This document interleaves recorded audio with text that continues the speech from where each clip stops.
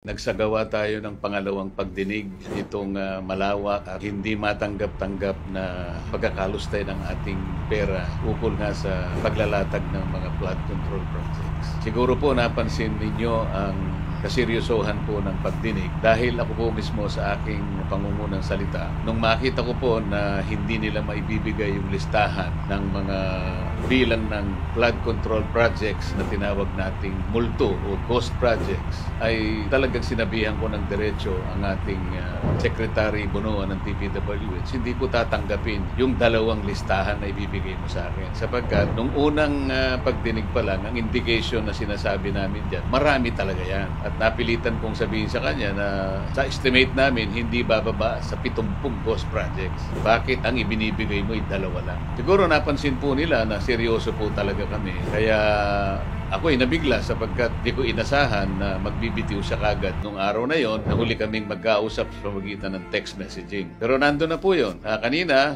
na lumitaw po na sineryoso din namin sapagkat alam namin yung 15 contractors na yon ay maaring natatakot na magturo ng iba pang mga sangkot dito sa maanumalyang pagkakalatag ng flood control project. Pero binigyan natin sila ng alternative. Pinayuhan nga namin na i-consider nila yung magbayad na lang sila ng danyo sa gobyerno at ituro nila kung sino yung mas may pagkukulang dito sa mga bahagi ito. Kanina po sinabi namin, kinasangkapan na namin yung AMLAC, titingnan po kayo ngayon at sa pag-umpisa ng aming pagdinig, sila rin ay nakahanda na rin magsagawa ng sarili nilang pag-iimbestiga, maaring ma-freeze ang assets ninyo. Nakiusap din kami sa immigration na magpalabas sila ng lookout order, baka sakaling ang iba po sa kanila o sa inyo ay nagtatangka na umalis ng bansa. At yung pick-up, sinabi namin, yung chance na ma-revoke ang mga lisensya ninyo, nandyan din. Of course, ang DPWH at saka yung Civil Service Commission, kapwa sila mayroong karapatang magpataw ng preventive suspension sa kanilang mga airing officials at mga empleyado. So, siguro po napansin niyo na seryoso po kami talaga na matuntun natin kung sino talaga ang may kasalanan. Yan po naman talaga ang tinatahak na direksyon ng ating pagdinig. Yan lamang po kayo at magantay-antay po ng konti kasi mabigat po talaga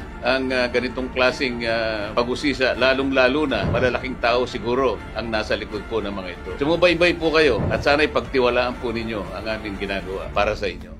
Salamat po. Nagsagawa tayo ng pangalawang pagdinig itong